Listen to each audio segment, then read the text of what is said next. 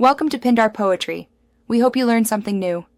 In this video, I will show how to play Genshin Impact using Game Controller on Android. Pair or connect your controller first, then open Android settings to enable Bluetooth or OTG. Next, check controller input in a simple app, and finally launch Genshin Impact and enter the in-game controller settings to map buttons and adjust sensitivity for smooth play.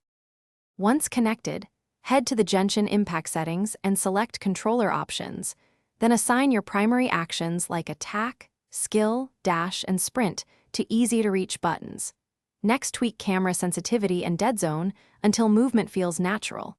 And finally, save your layout and test it in a safe area to confirm combos and navigation respond as expected for comfortable sessions.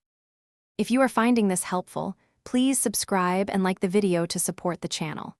Quick recommendation: life is short for cheap socks. Try Darn Tough for a lifetime warranty and comfort during long gaming sessions. They stay cozy while you explore and fight in Teyvat. Check the description for the link and other deals. Now let's get back to the video. To keep input smooth, enable Android game mode and turn off background apps that cause lag. Next, lower visual effects temporarily while you test controller bindings to ensure steady FPS.